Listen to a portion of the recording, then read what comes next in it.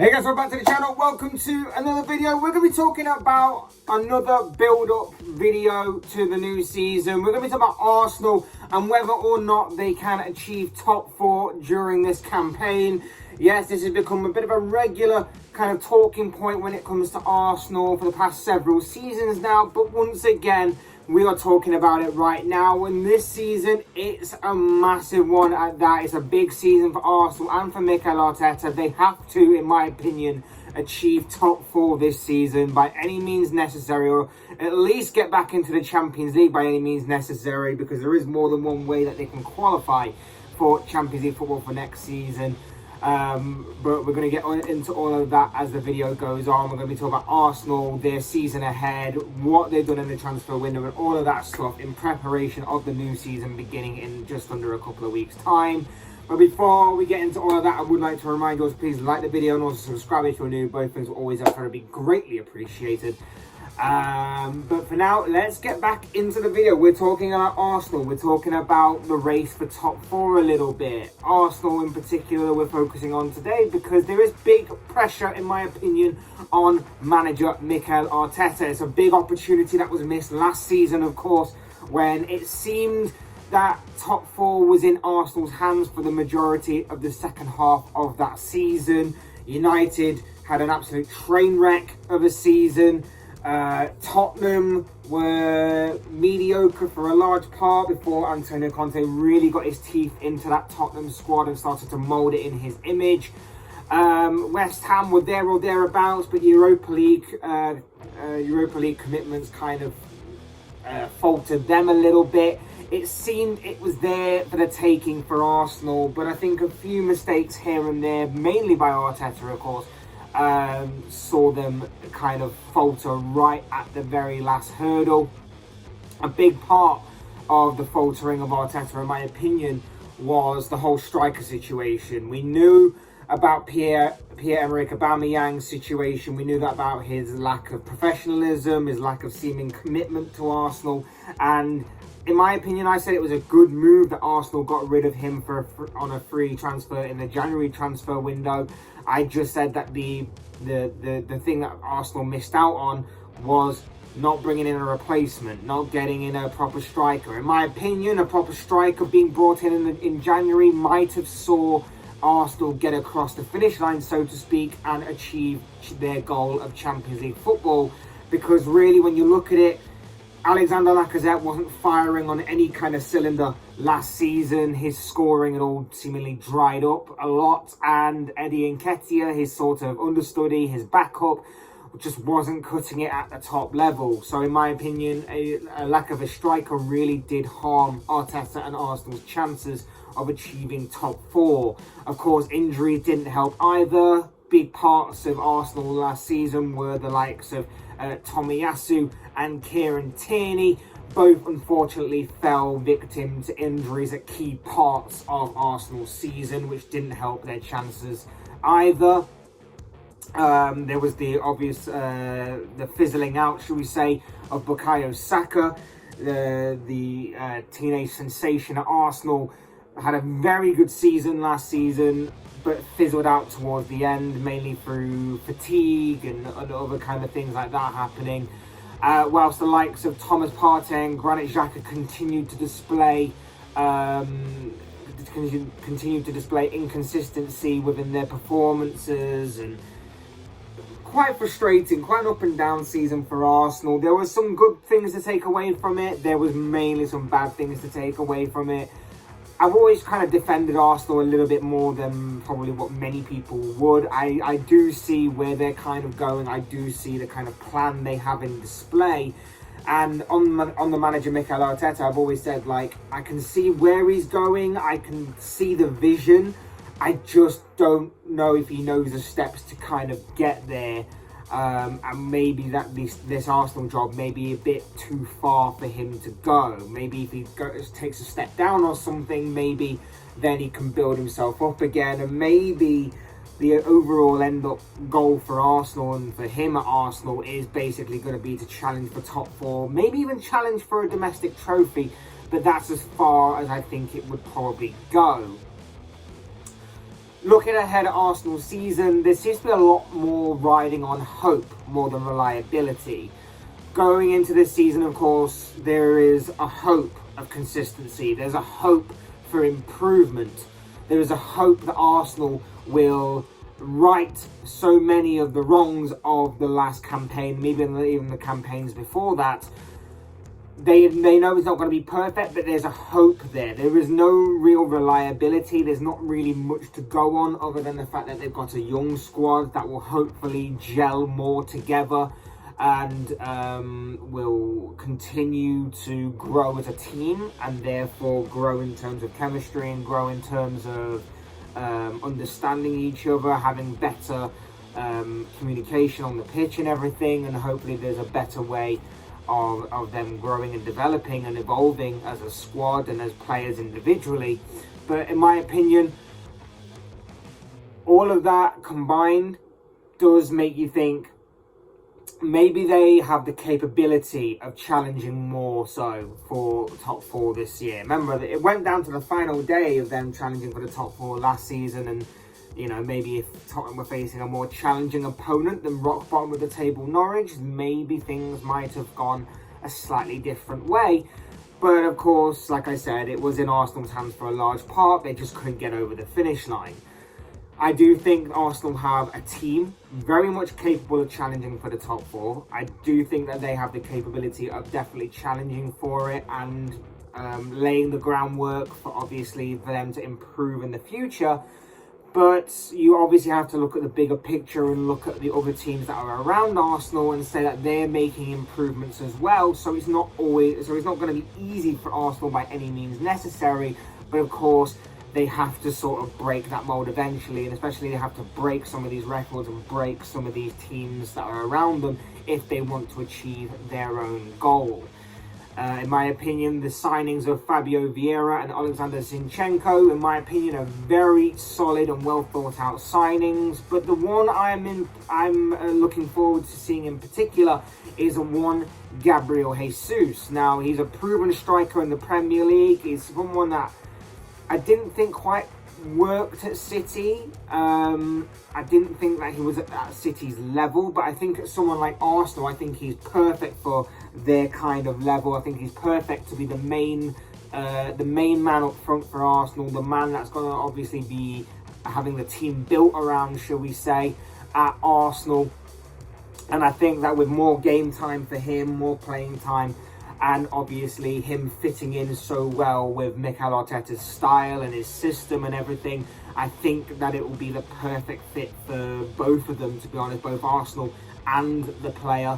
And I'm pretty sure that he'll score plenty of goals this season, and I think that he could definitely be one to look out for during this campaign. I predict that he will score plenty of goals for the Gunners. Like I say, I think he'll be one to watch. And I think that if obviously he was at Arsenal maybe a year earlier, maybe, just maybe, Arsenal might have achieved top four last season. But that is all hypothetical right now. There's also the experience factor, and I mentioned this a little bit earlier. Like, the whole thing about this young team is that they're going to grow together and bond together, and they're going to gel even more, get more experience under their belts, and like I say, maybe right a few of the wrongs of last season. Maybe that's what they're going to try and do with this young team, and they're going to come out stronger. So there is that slight element. Again, it more relies on hope than reliability, but you've got to agree that that is going to be something that Mikel Arteta in particular obviously is going to be hoping to achieve. Along with that, of course, you've got the likes of Bukayo Saka, Gabriel Martinelli, who are both youngsters and are both going to be looking for more improvement this season, and for them to start showing why a lot of people are talking about them and why a lot of people at Arsenal in particular have a lot of faith in those two in particular. You're also looking for improvements in Thomas Partey, especially in midfield. Will this finally be the season that he arrives in the Premier League following a couple of years of mediocre to below average performances? You're also looking for improvements right across the field to the likes of Ben White. Is he going to continue to grow and be a leader in that Arsenal team? So there is a lot of hope there. There is a lot more hope and reliability, like I say, and that's one of the few downsides as to why many people are not predicting Arsenal to achieve top four this season. Along with the hope side of things, you've also got things like squad depth. Is Arsenal's squad capable of playing 2 games a week? Remember, you've got to factor in the fact that Arsenal are going to be playing in the Europa League this season, as well as obviously having Premier League games as well. Is their squad going to be deep enough for 5 subs? When they go up against the bigger teams, are they going to have a good enough squad to change the game based on the 5 subs rule that's also going to come into play this season? The transfer window is still open. Arsenal are said to be still looking at doing some business, and some good business at that, from all things considered and from all rumours that are being gathered about Arsenal. But it's whether or not they can get these deals across the line. Other teams around them are, of course, strengthening. This is another factor as well. You look at the likes of Spurs and Chelsea. They obviously beat Arsenal to those top 4 places last season. They're continuing to strengthen. You look at Manchester United. Okay, they had an absolute car crash and train wreck of the season last season, but they're a bit of an unknown entity this season, considering the new era that is beginning at Old Trafford under Erik ten Hag. You look at a possible surprise contender waiting in the wings to pounce. West Ham weren't a million miles away last season, and like I mentioned, if it weren't for the Europa League commitments, maybe they could have put forward a more stronger challenge.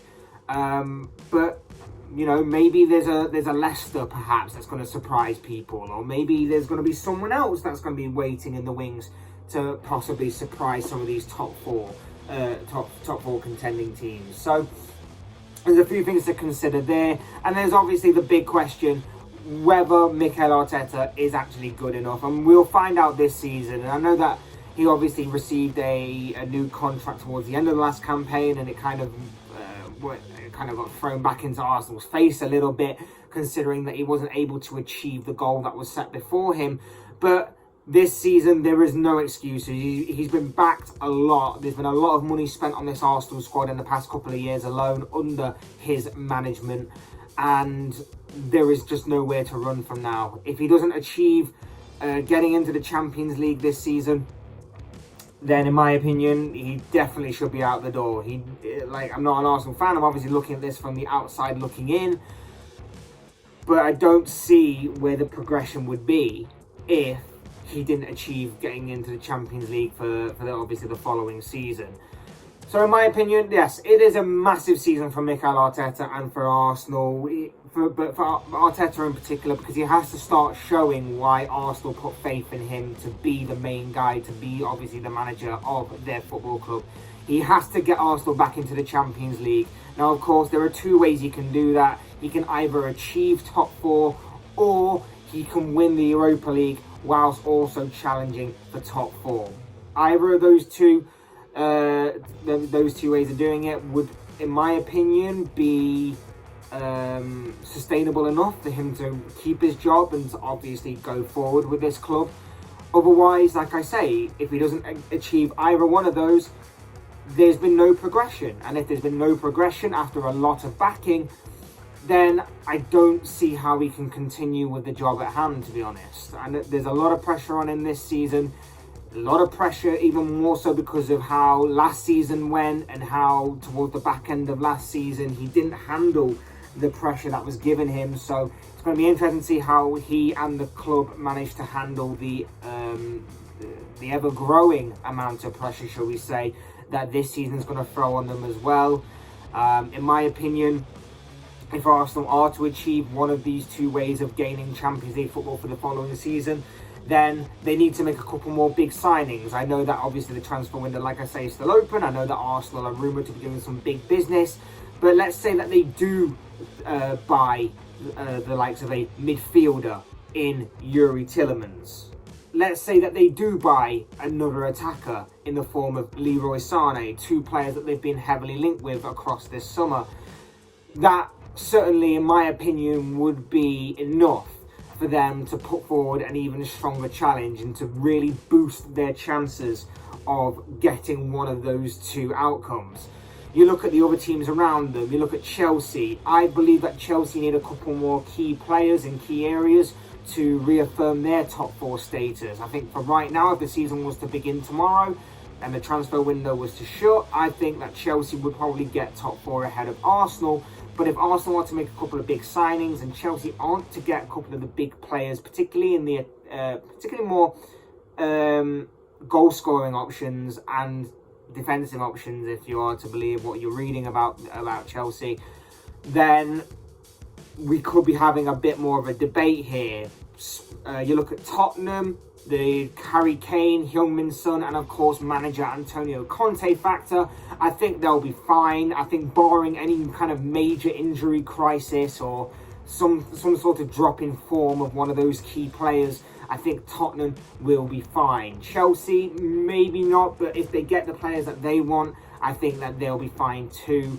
Arsenal definitely need to buy a couple more key players in key areas for them to post a stronger challenge to the top 4, in my opinion. Or, of course, getting into the Champions League by winning the Europa League for this campaign. And I will say on the Europa League thing as well, and there's no doubt in my mind that Arteta cannot build Arsenal as a bit more of a cup side than a league side. I think they'll be fine in the league. Like, they're not going to be... I don't think they'll drop any lower than maybe 7th at most. I think that they're fine to be in the... I think they'll achieve top 6 this season, but I think at a push, maybe somewhere in the top 7 is probably where their lowest position would be. There's no doubt in my mind that Arsenal can't build up a cup side. We've seen with Chelsea for the past several years that cups... That whilst they've kind of faltered a little bit in the league in certain years, cups have always been what's kind of kept them afloat a little bit. There's no reason why Arsenal can't continue to do that. I know they've had obviously FA Cup success and everything, but there's no reason why Arteta can't continue that kind of trend as well. But we'll have to wait and see. I personally think that as of right now, Arsenal will achieve a top 6 finish between 5th and 6th. I think they need a couple more players to really achieve their Champions League goal for the next campaign. But of course, as I always say, that is just all the thoughts, comments, opinions, predictions, whatever you want to call it, of this guy. I want to know what you guys think. What do you make of the new of Arsenal? What do you make of their season going forward? Do you think they'll achieve their goal? Do you think they'll overachieve? Or do you think that they will fall short and underachieve of this current campaign? I'd love to know your thoughts, your comments, opinions, predictions, feelings, whatever you want to call it, on Arsenal and the season ahead for the Gunners down below in the comment section, because I'm sure it'll make for interesting reading. Otherwise, hit that like button on the way out if you enjoyed the video. Subscribe if you're new and want to see more content like this. But if you always have fun, it'd be greatly appreciated. And as always, thank you all so much for watching and listening. I've been Fletch. This has been another Fletch Talks video, and I will see you all again soon in another video.